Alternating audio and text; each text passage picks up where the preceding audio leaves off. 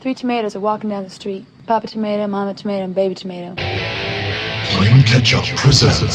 Starring Lindsay Hinkle and Jamie Nelson. So this is plain ketchup, is it? I prefer something with a little more kick. Everybody's favorite condiment-themed entertainment podcast. Put some hot sauce on my burrito, baby! Hot sauce. Nobody puts ketchup on a hot dog. And you're listening to Hot Sauce on plainketchup.com. I'm your host, Jamie Nelson, and with me, my co-host, Lindsay Hinkle. How many books do you think we've been assigned to read in our academic careers, Jamie?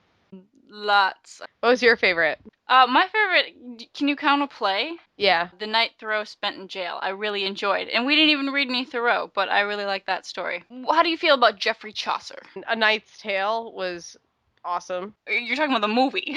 Yeah, I'm talking about... Well, I mean, also, The Knight's Tale in the book was one of my favorites. But the movie, A Knight's Tale. With Paul Bettany as Geoffrey Chaucer. And more importantly, Heath Ledger as Super Gorgeous. And more importantly, Alan Tudyk as what? Nothing's more important than Heath Ledger. Alan Tudyk's pretty important. Have some respect, Jamie. Man. Okay, anyway, so I like Chaucer. Did you like Chaucer? Yeah, you know, I don't really like potty humor very much. Well, I liked the importance of being earnest, is what I liked. I love that play. Oscar Wilde is just a genius, though. Some of his quotes are how I live my life. What else? How about Catcher in the Rye?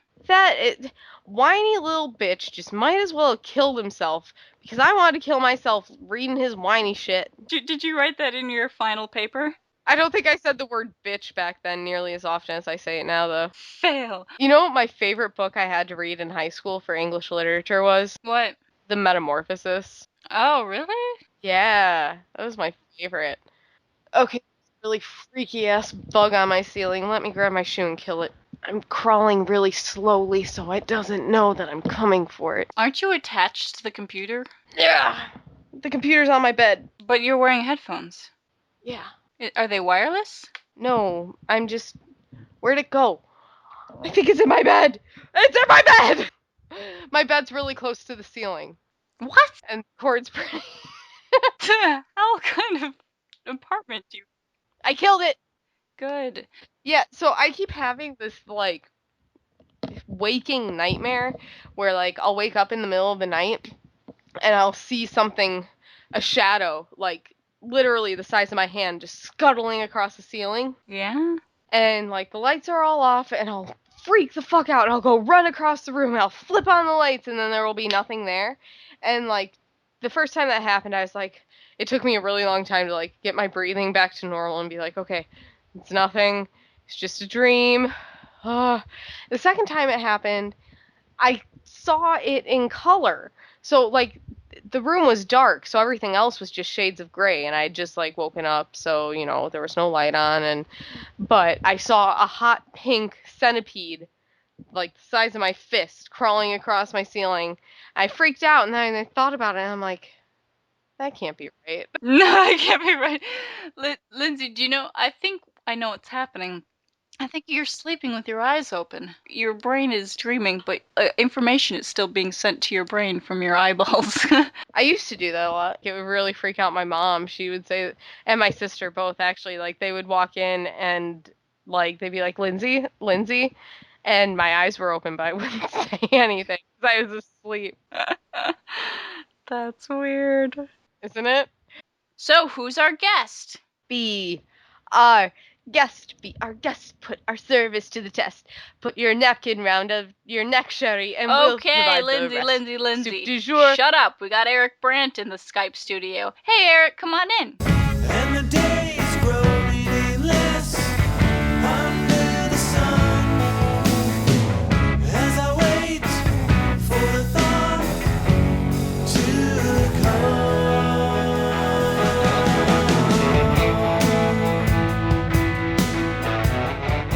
Our theme of the month is every episode we talk to someone different about a different academic subject. And I know that you're an English teacher, Yeah. which is great for me because I studied English in college. So if you're a math teacher, this would be a little harder. Yeah, math teachers are they're a different breed altogether. Ah. Yeah. But I also want to talk about your music as well because you are, what would you call yourself? A singer, songwriter, pianist, guitarist, accordionist, or? Yeah, I'm all those things. I'm a songwriter and I front a band called the Urban Hillbilly Quartet, and I used to, with them, tour all around the United States. And I still play with the Urban Hillbilly Quartet, but we are all in the own homes and have children stage of our lives, and so it just makes a lot more sense for me to release solo albums. Sure. So, but like I'll play solo gigs and band gigs, and we do stuff for my solo albums as well as UHQ stuff. Great. And is it strictly bluegrass, or how would you define your sound? Yeah, see, that's been a problem for us because it'd be a lot easier if we just played one genre of music all the time, but then we'd be really bored. Sure. So, um, really, loosely, we're an Americana band, Mm-hmm. Sort of folky. folk rock band, but then we'll do like an Eastern European, like a Macedonian wedding dance instrumental, or like a jazz song. Mix it up. Yeah, we do, and people who get us really appreciate that. People who don't get us are really frustrated by us. Well, they're missing out. Well, that's what we like to think, and we hope we can help them be a little more open-minded. So, do your students know this musical side of their English teacher?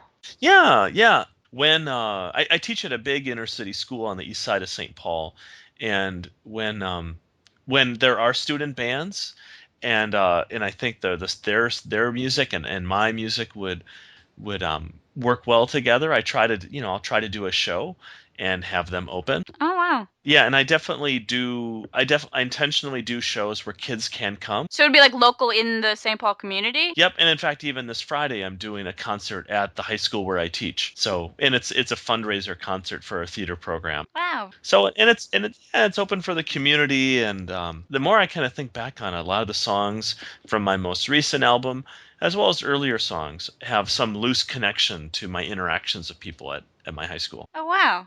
That's really neat.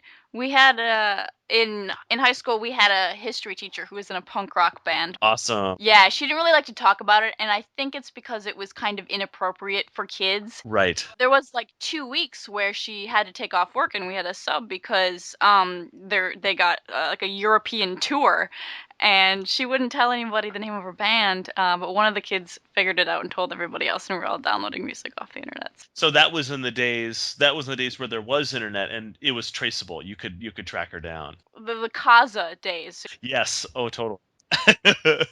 Oh, that's great. I mean, part of what I want to do is I want to be open with my students about it, like so I can tell them my experiences with the music industry, so I can hopefully role model to them, ideally, that it's a hard business. You have to make a lot of your own. You have to make all of your own luck, unless you're born to like an entertainment lawyer, and you just got to keep trying at it. And your motivation for doing it has to be something greater than fame.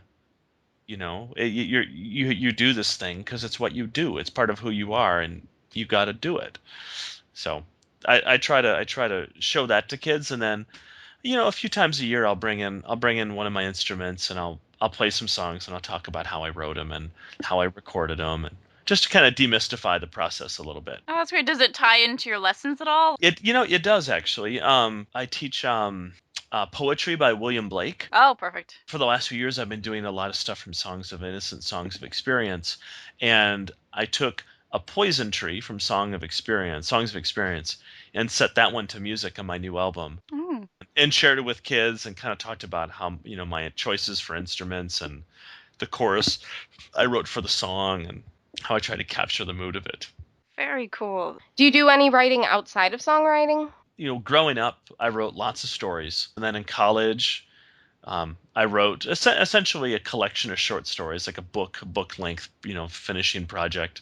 All along that time, I was developing my music and my songwriting, and I just realized that it was really hard to serve two masters, to try to dedicate as much time as was needed to music to be good at that, or to be adequate at it, and same as for writing. And so I'll just merge the two. Talking like two masters, so you're doing this like music, but you're also teaching. Is teaching something you always wanted to do, or is it just pay the bills, or? Fortunately and unfortunately, totally love both. Mm. When I was touring, I honestly, I quit touring.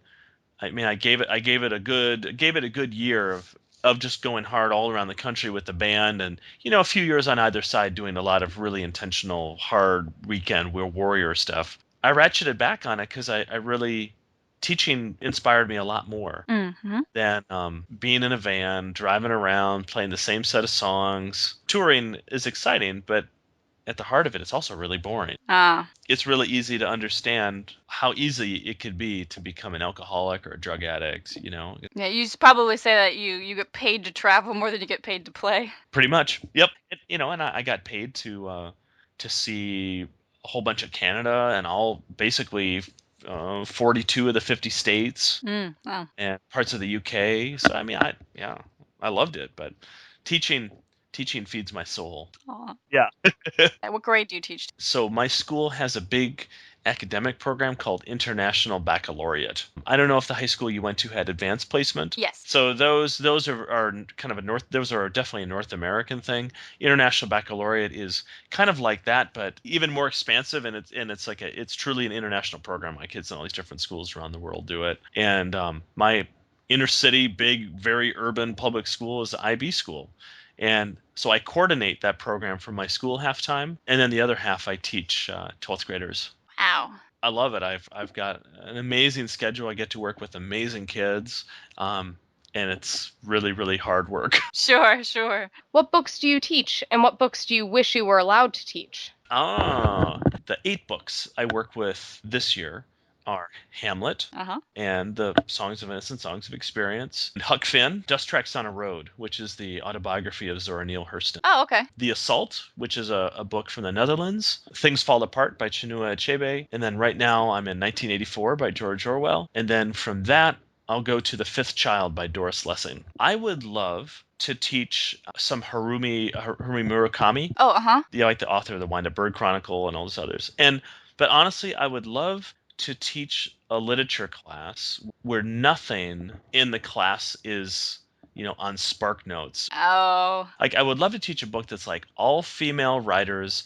from like remote parts of Asia, different African countries, Latin, South America, just stuff that's like really off the radar, but really powerful. And Yeah, like a world lit class. yeah, so because there's a whole world of literature that a lot of people in the United States just don't know. Sure. The majority of my students, 60 to 70% of them don't speak English at home. So it's a very international class, and so I want to honor that. Yeah, definitely.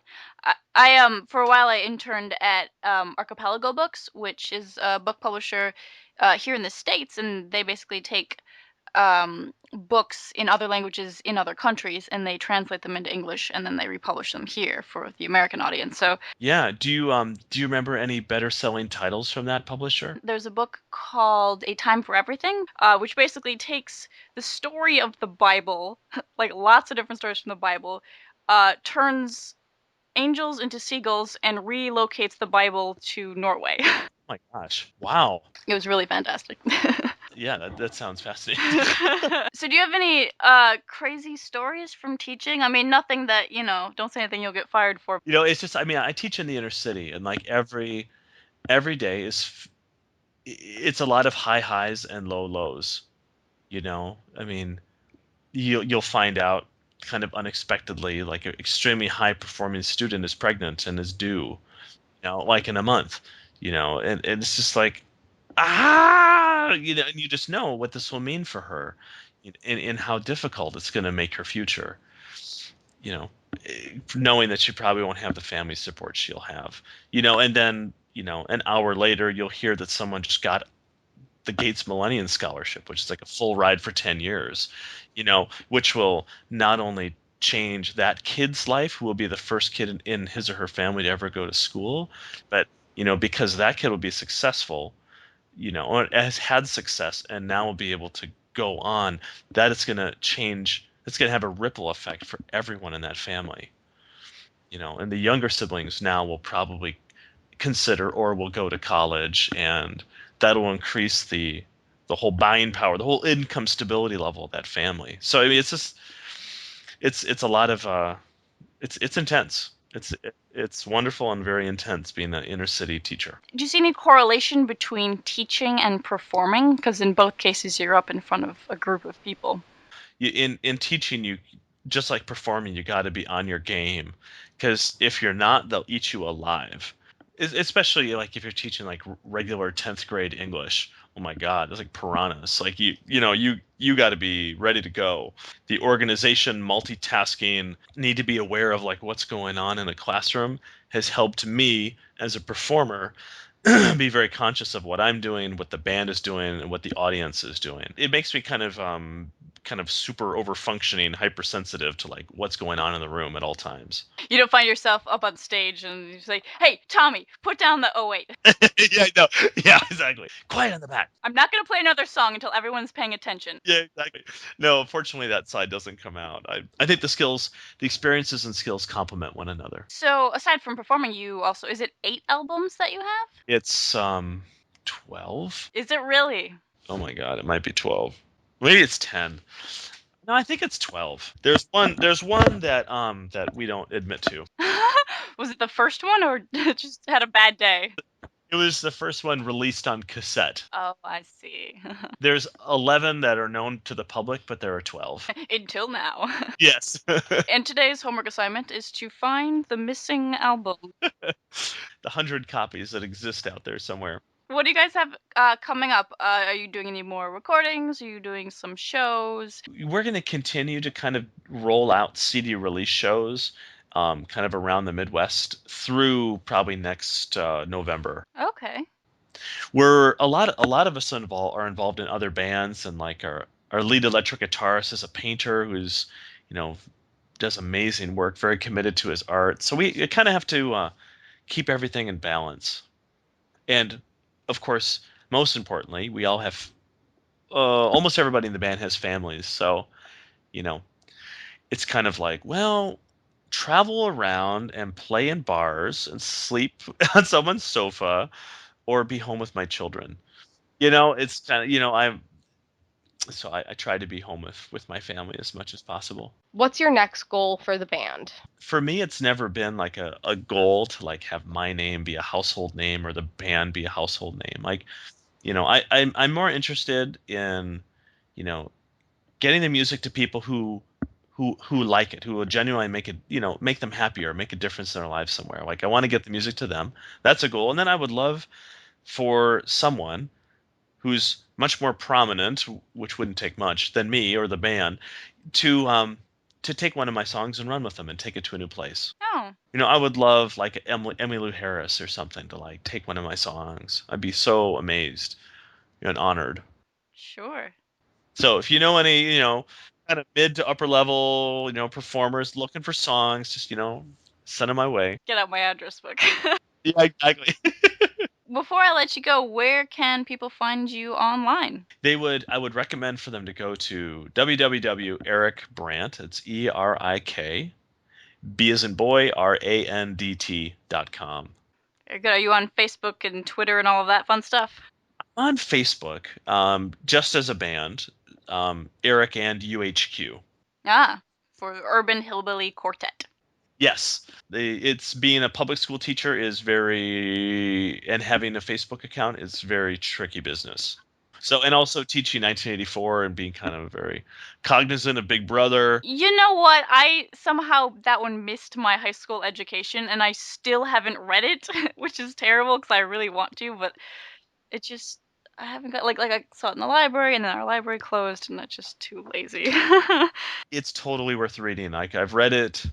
I've taught it about 6 or 7 times. I've read it probably 8. Like it never loses its power. Wow. But it can make you a little paranoid. Hey, I don't need help with that. Well, Erik, thank you so much for joining me today. You're welcome. Thank you. Much appreciated. All right, have a good night. You too. Take care. Good night. Bye.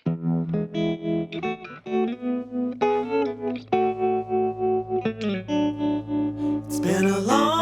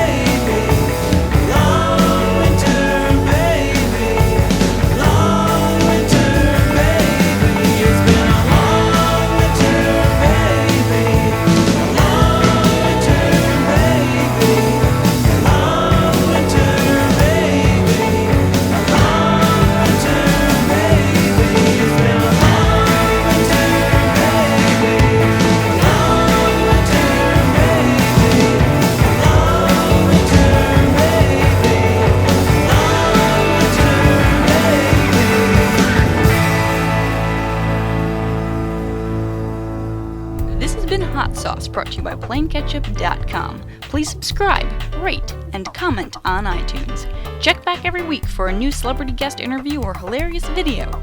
You may also want to subscribe to our video channel on youtube.com/PlainKetchup. Sign up for our newsletter on PlainKetchup.com. Please like us on Facebook.com/PlainKetchup. And follow us on Twitter @PlainKetchup. Don't forget to support this project by buying Plain Ketchup swag at our Cafe Press store.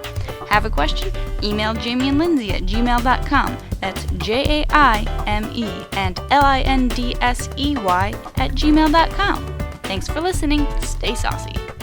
Okay, Lindsay. Shut up. We got Erik Brandt in the Skype studio. Hey, Erik, come on in.